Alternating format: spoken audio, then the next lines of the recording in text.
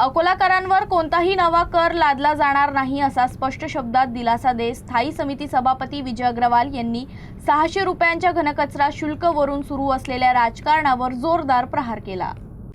अकोला महानगरपालिकेत आयोजित पत्रपरिषदेत त्यांनी सांगितलं की शासनाच्या परिपत्रकानुसार घनकचरा व्यवस्थापनासाठी आकारल्या जाणाऱ्या शुल्काबाबत स्पष्ट मार्गदर्शक तत्त्व आहेत, मात्र त्याचा विपर्यास करून विरोधक अकोलेकरांची दिशाभूल करतायत। यापूर्वी अकोला शहरातील मालमत्ता धारकांकडून दरमहा 50 रुपये कचरा घंटा गाडी चालकाला दिले जायचे। आता शासनाच्या निर्णयानुसार ही रक्कम मालमत्ता करात समाविष्ट करून वार्षिक स्वरूपात आकारली जाईल। यामुळे हा नवा कर नसून केवळ वसुलीची पद्धत बदलली आहे। तरीही विरोधकांनी 600 रुपयांचा नवा कर म्हणून रंगवून नागरिकांमध्ये भीतीचं वातावरण निर्माण करण्याचा प्रयत्न केला, अशी टीका त्यांनी केली।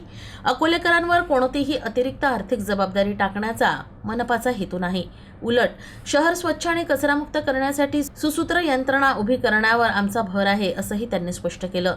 तर अकोला शहर पूर्णतः कचरामुक्त करण्याचा संकल्प सत्ताधाऱ्यांनी केला असून या दिशेने ठोस नियोजन आणि अंमलबजावणी सुरू असल्याची माहिती त्यांनी दिली।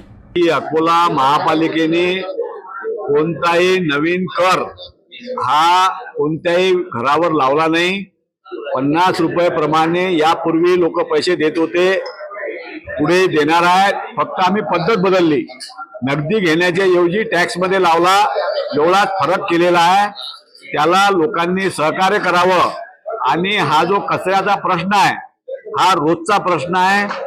यामध्ये महापालिकेची आर्थिक स्थिती बरोबर नसल्यामुळे आम्ही ते महापालिकेच्या माध्यमातून होऊ शकत नाही, म्हणून हा जो नगदी घेण्याचे पैसे आम्ही टॅक्स मध्ये लावलेले आहेत। या कचऱ्याच्या विषयामध्ये अकोला शहर हे साफसुथरं राहिलं पाहिजे, अकोला शहर नीट अँड क्लीन राहिलं पाहिजे। यासाठी कचरा जमा करेपासून तर खत करेपर्यंत सगळ्या प्रोसेसमध्ये महापालिकेच्या माध्यमातून मोठ्या प्रमाणात काम करण्याची आमची भूमिका आहे।